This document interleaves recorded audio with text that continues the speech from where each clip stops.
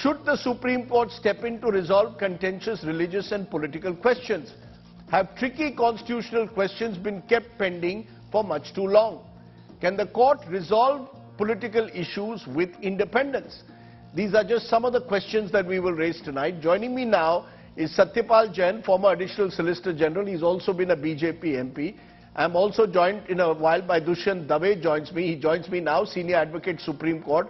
Faizan Mustafa, Vice Chancellor NALSAR and one of the country's leading authorities on the subject, joins me.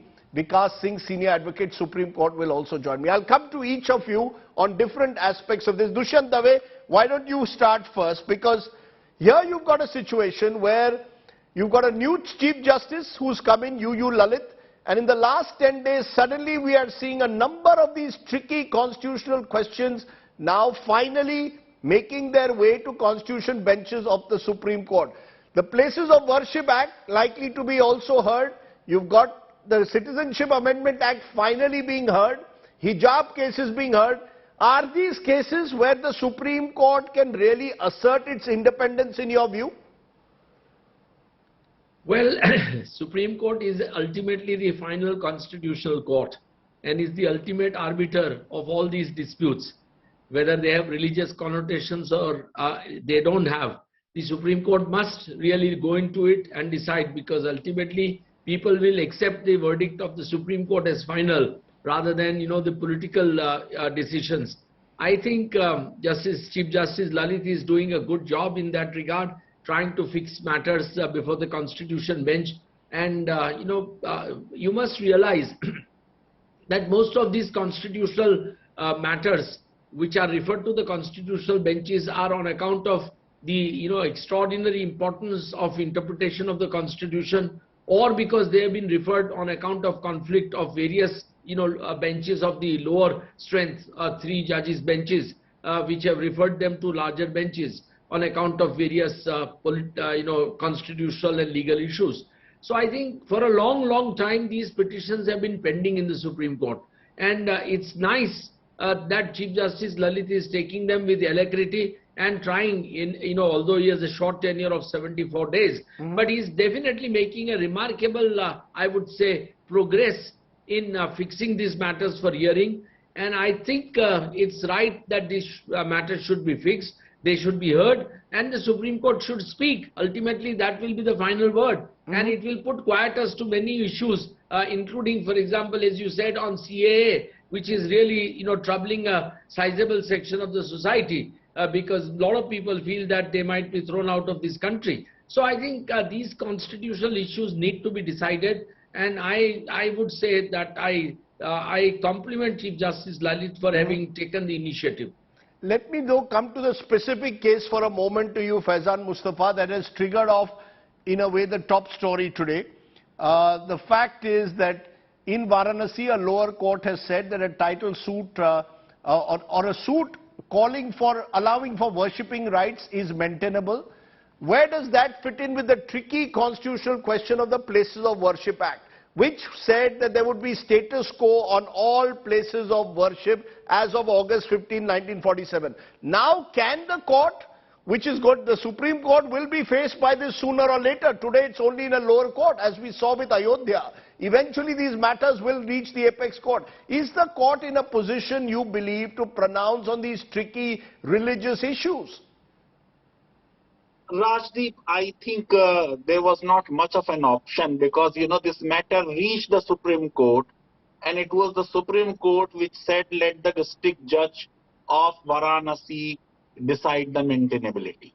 Now, today's matter was whether there should be, whether this case should be heard on merits.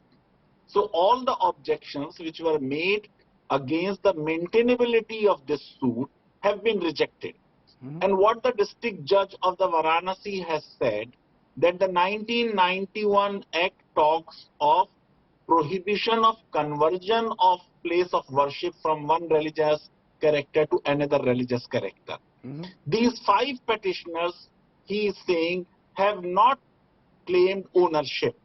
They are not saying convert this temple into a mosque.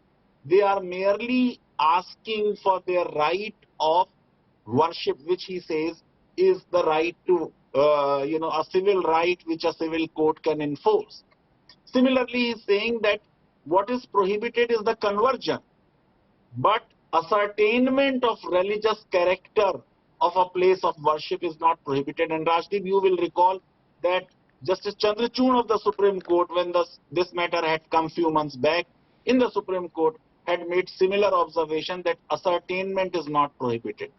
But this could open up the floodgates, isn't it, Professor Mustafa? Today it is Varanasi. Today there are numerous religious disputes where different communities challenge the religious character of a place, and then you will come to the Supreme Court, and the Supreme Court now will be bound by, in a way, what they've decided in the Gyanvapi case, that you allow issues to be settled at the lower court, or allow the issue of the maintainability at least at the lower court over whether the right to worship exists or not. No, that's right, Rajdeep. It is going to open the floodgate of litigation, because if ascertainment is permitted, that means 1991 Act would lose its efficacy. But if you go to this 26-page order of the Varanasi court, he is also saying that there is an act, Kashi Vishwanath Temple Act of 1983, which has already in a way declared it to be a temple, and therefore 91 Act is not attracted. Similarly, he is saying that this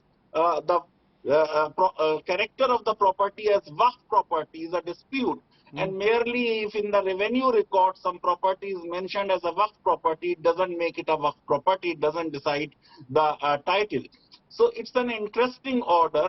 But you are right that many similar cases are now going to come up, and the original legislative intent of 91 Act to freeze the character of religious places on August 15, 1947 is going to be really compromised. Satyapal Jain, today's court ruling that the suit filed by the Hindu worshippers not barred by the Places of Worship Act or the Waqf Act, these are complex issues which now are coming before the courts. Do you believe that the court is in the best position to adjudicate on it, given that there are religious sentiments on both sides? And we are a country, like it or not, with one of the largest Muslim populations in the world. We are also a country where there is a greater sense of Hindu assertion. See, by and large, I agree with the analysis given by my very learned colleague, Mr. Dushyant Dave, and the Honorable Vice Chancellor, Mr. Mustafa, narrating the order passed by the trial court today in Varanasi. The trial court has given reasons for holding that the application filed by all these 5 Hindu gentlemen is maintainable. Let's not complicate the issue further. The court has only held today that it is maintainable. What will ultimately be the decision, whether they have a right, they don't have the right, and all that issues will be decided later on. And as Mr. Dushyant Dave pointed out, I totally agree with him. See, you can't keep issues pending for a very, very long time. More than 4 crore cases are pending in different courts in the country. That is a fact. That is a statement given by the Honorable Law Minister in Parliament of India. If the Honorable Supreme Court has started deciding these cases, which affect not only the case in the Supreme Court, but also the cases on the same point in different high courts. Therefore, I think it's a welcome step. So far as the Varanasi case is concerned, the court, as Mr. Mustafa was just explaining, has held in the order that they are not claiming the title, they are not claiming the ownership, and they are saying they had the right to worship till 1993. I feel that now, after the order of the trial court today, the opposite party has every right to go to the High Court, to maybe up to the Supreme Court, and that is the Indian judicial system: trial court, district court, High Court, and Supreme Court. Therefore, the earlier we decide such matters, because keeping them pending for a very, very long time also can create tension on both the sides. Second, last point will I say, whether it opens floodgates or when gates are always open, floods are also there. Let's be not afraid of floodgates. The courts are bound to decide the issues which are brought before them. That is their duty, constitutional duty. And the law laid down by the Supreme Court is the law of the land. Therefore, let us come to that conclusion. Let the Supreme Court ultimately will decide only when it comes to Supreme Court. And it might take years together. High Court, Supreme Court, and then Supreme Court also sometimes take years together to list the case for hearing. I think it is a welcome step. The court has decided the maintainability. issue will go to High Court, Supreme Court. You made the point. Supreme Court and High Court are bound to decide such issues. Okay, so you're saying even if it takes time, the courts are the best place to decide these issues. But you know, Dushyant Dave, today just a second. See, either both of the parties come to a mutual agreement, which is unfortunately not possible. Maybe a Hindu-Muslim dispute, maybe even Muslim-Muslim dispute, maybe even Hindu-Hindu temple dispute. There is a dispute going on among different sections of Jains about a Jain temple in Shikharji. So therefore, it's not a question of whether it's a dispute between Hindus and Muslims, or between Hindus and Hindus, or Shia Munnis, or other section of the Muslims. When the matter has come to court, I personally feel court must decide as early as possible. Okay. Dushyant Dave, you've got a situation at the moment, hijab case, where you've got the Supreme Court hearing appeals against the Karnataka High Court ban now on hijab. You mentioned the Citizenship Amendment Act, 3-judge bench to hear over 20 pleas challenging CAA.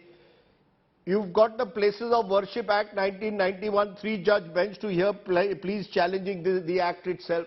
All of these cases are contentious politically. All of these cases have a religious dimension. Several of these cases pit, in at least these 3 instances, Hindus against Muslims.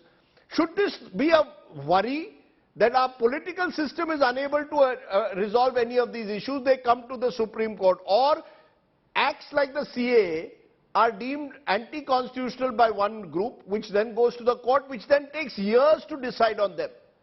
Is it that the courts are finding it increasingly difficult to deal with these vexed issues without necessarily their independence being challenged? Well, Rajdeep, I must say with a deep sense of regret that, time has come when perhaps we should expect the Muslim community to give up their claims in respect of every monument. We should now allow people to, offer prayers at Taj Mahal, maybe at Red Fort, and every other place in this country. Because what Aurangzeb did by force of his army, I think we are doing it by judicial force in this country, where we are allowing, the status quo to be changed. I am personally not very happy about what is happening, honestly speaking. But if that's what majority wants, let's respect the majority. The minority should give up all their rights and claims in respect of all these issues and surrender to the wishes of the majority. That's what we have come down to. Otherwise, fact of the matter is that the 1991 Act is a complete answer to reopening any one of these issues, be it Varanasi, Mathura, or anywhere else.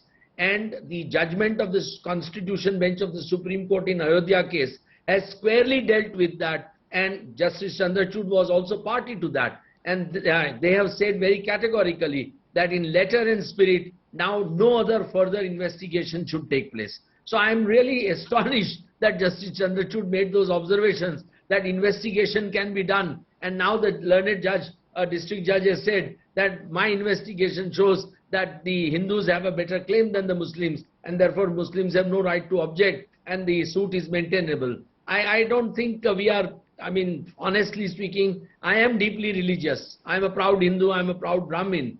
But I don't think we need this in 2022. But if that's what majority wants, be it, nothing can be done about it. We have to respect the wishes of the majority. I only hope that it doesn't really result in heartburning, it doesn't result in possible violence in future. One would really pray that some good sense will prevail. But all these cases, as Rajdeep, you rightly said, they do involve political overtones. But what can be done? These, unfortunately, for some reason or the other, the pot is, kept boiling. Hijab, for example, till 2022, nobody bothered. There have been more than, 5 times that BJP governments have ruled Karnataka. And they never thought of bringing that kind of a ban in government colleges and schools. Why do they suddenly bring it up? So, these are all issues which are avoidable. Right. I have always said on television that Bharatiya Janata Party is invincible today. The opposition is unable to really, defeat them. Prime Minister enjoys an absolutely unparalleled, majority in this country and popularity. He claims to be a statesman, and yet he allows this kind of, small things to take place, which is totally polarizing the country from within, vertically. It's not good for us. It's not good for future of India. But what can be done? We have to accept what is happening in the country. You're in a way sounding a little helpless about what you see happening around you. Faizan Mustafa, you had a smile on your face when Dushyant was speaking in terms of the helplessness he expressed. But, are courts going to resolve these issues? Do you really believe that we've now reached a stage where these issues can't be reconciled by the two sides through interfaith harmony? Therefore, willy-nilly, each of these cases, and the Citizenship Amendment Act obviously stands on a different plane in a way, because that is completely political more than any of these other issues. But is it not, do you believe the courts perforce have to step in? Is this, in a sense, reflective of the limitations of our system? No, Rajdeep, I had written it before and I have spoken on this. Ideally, we should take lessons from the past experience. So we opted for litigation in Ayodhya and ultimately one party won. So it is better in disputes of this kind that the two faith communities, ideally the local leaders of the two faith communities, sit together and find an out-of-box solution. On different airports, you have multi-faith prayer rooms. Can't we create some space for prayer by these 5 petitioners, which they have claimed they have been doing prior to 1993? So some kind of accommodation is to be done. Now, what happens the moment I talk of accommodation, as Dushyant sir is saying, it would be treated a surrender by the minority community.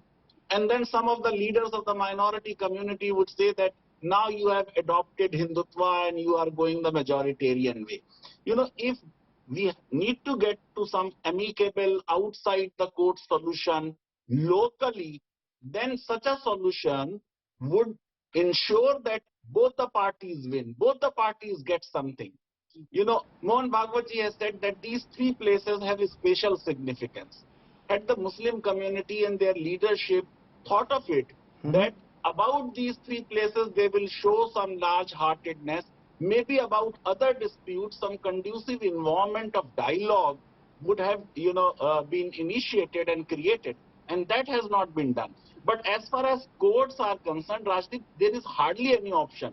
We have been criticizing earlier Chief Justices for not listing the constitutional matters.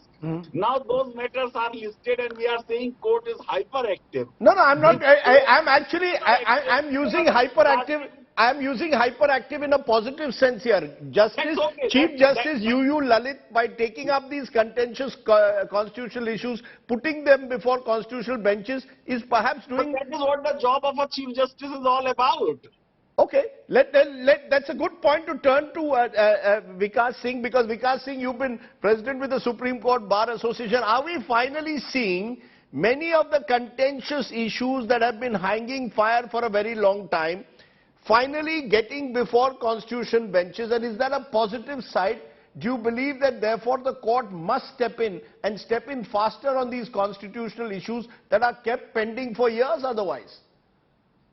So Rajdeep, if you will go back to, not very far back, say about 2-3 years back, when this Babri Masjid judgment came, you will recall that there were several attempts to try and resolve that issue without a court judgment. And in fact, the bench of Justice Gogoi also tried to mediate, and they appointed very experienced mediators for that purpose. But ultimately, the whole mediation purpose did not work out. So courts are meant to be doing ultimately this if mediation doesn't work out. And these are tough decisions to be taken. And ultimately, if a decision is taken by court, then nobody questions that decision. And finally, there is no unrest, there is no heartburning. And the decision then gets implemented in a country like India, which is, governed by the rule of law, and there is a respect for the rule of law. So I don't see why these contentious issues, if they are not being able to be resolved, ideally it should be resolved, by mutual discussion. But if it is not, and it is not likely to be resolved by mutual discussion, and that's our past experience, I think that's a very healthy sign that the people definitely have faith in the system and they respect a judgment of the court. So that's the right way forward. And if these are issues which have been pending in the court for a very long period of time, and if the Chief Justice of India is trying to get them listed expeditiously, it's salutary, and the bar is extremely happy that not only these matters but even other matters which have been hanging fire for years together. In fact, fresh matters were not being listed in the tenure of the last Chief Justice. All those matters are now getting listed. So that's something which is a good way forward. Pendency will come down. You know, generally people who are waiting for getting justice from the court, they will at least have a say and they will have some hearing on whatever is their issue. And if the court is to decide in their favor, it will go and be decided. So I am very positive that that's the right way forward on all issues which can't be resolved outside court. But it also shows in a way the limitation of mediation, Satyapal Jain. You've been both a politician and a lawyer. It seems to me that the politicians who we thought could actually assist in resolving issues have only allowed the pot, have only kept the pot boiling. And therefore the court is being forced almost to step in as a reflection of the failure of our politicians to actually bring communities together in many of these cases. I think it will be a very simple analysis to say that politicians have failed to resolve these issues with different communities. The community leaders have their own politics. The community leaders have all their own agenda, their own point of view. So it's not that easy that you call the community leader and they will agree to a solution. As I said in the earlier part, it's not a dispute between Hindu and Muslims. Even among the Hindus, there are disputes between different sections. Even among the Christians, there are disputes about the churches. Even among the Radha Swami, Satsang, Nirankaris, Akalis, etc., there are disputes. There is a dispute, I said earlier, over a Jain temple between two different sections of the Jain community. So as Mr. Vikas Singh rightly pointed out, either you sort out these issues by amicable settlement, and in most of the cases, if not in some of the cases, politicians are not involved at all. It is the dispute between the leadership of the particular community. Sure. So in such cases, either you resolve it by amicable solution settlement, and if you do not do it, then court is the only alternative. Court is the only solution. Don't forget, Ayodhya dispute, the civil suit was filed in 1948 for the first time in Faizabad. 48. 70 years it took, right from trial court to the district, high court and Supreme Court to come to a final settlement. And I totally agree. People of this country have full faith in the judicial system. Whatever the tempers, that's the whatever question. the issues, but once the Supreme Court decides, everybody will accept it. Let me get you all on that. Vikas Singh, you really believe that the court is fully independent in cases like these contentious cases with strong political overtones? Is the court fully independent, or are there political pressures? Well, I don't know of any political pressure which you are trying to suggest. There may be, I'm sure there has always been some kind of influence on courts in this country, on the higher judiciary, and we are all aware of these kind of pressures working. And it's not that it is happening for the first time now. This has been there even in the Congress regime.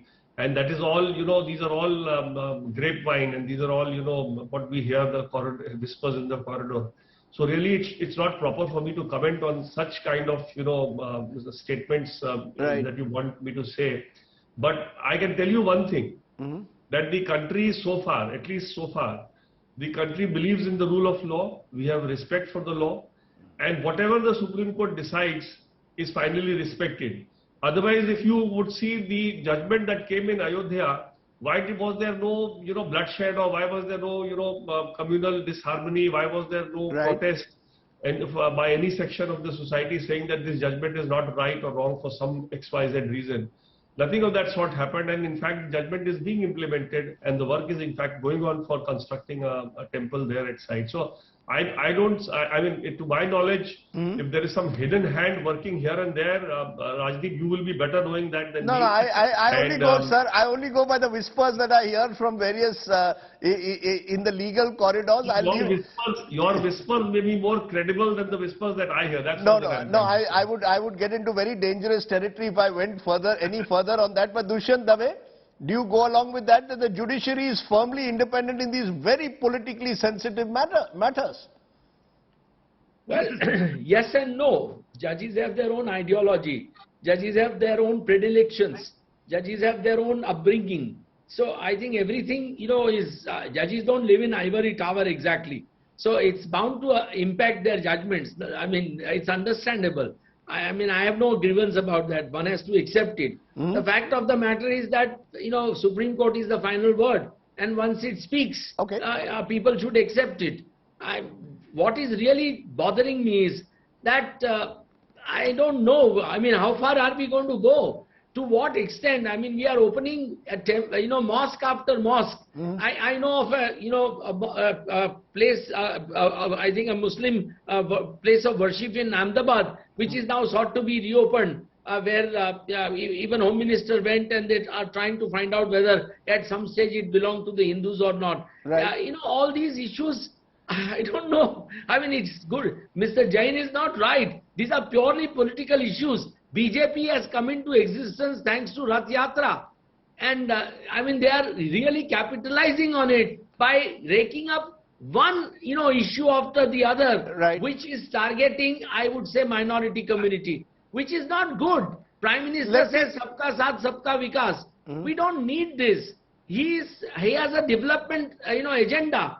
We don't need religion as an agenda. So my views are very clear. Okay. We are really embarking upon an extremely dangerous path. Sir, Vikas Singh may be right in saying that people didn't speak. But you take a survey of the minority community today, you will find 99% people are upset about the Ayodhya verdict. And I have met large number of Muslims who are very, very, sad about what is happening in the country. They may not speak up. Because after 2002 riots in Gujarat and what's happening in UP today, the minorities are at the receiving end. So they won't speak up. Fair enough. But this is the warning Sardar Patel gave as chairman of the minority committee in the Constituent Assembly. And so did Ambedkar. That, it's for the majority community to understand how minority would feel. And, make them assuage their feelings, step into their shoes and try and see that, they are really looked after by the majority community. The burden is on us, both of them said. We are failing in that burden. Yes, Satyapal Jain, 30 seconds. I know you were pushing for a response. I make two comments. Number one, Mr. Dave, point out a single judgment of the Supreme Court or High Court where all sections of the society are happy. Against any verdict, some people are happy, some people are not. Number two, independence of judiciary. Two examples. Number one, a single judge of the Allahabad High Court set aside the election of the sitting Prime Minister of India, which is rare among the whole world. That was 1975, long time ago. The Judicial Appointment Commission Act was passed by the Parliament unanimously. Still it was set aside by 4-1 judgment of the Honorable Supreme Court. What more proof do we need of the independence of the judiciary? Okay, let me leave it there. We can argue on both those judgments on another time. But clearly, in a sense, the Supreme Court is having to deal with very, very difficult, complex issues when it comes to religion and politics in particular. Is the court the best space to do it? Does it reflect a failure of our politics? Well, those are questions that will need to be answered. I appreciate my guests joining me here on the news today on our top talking point.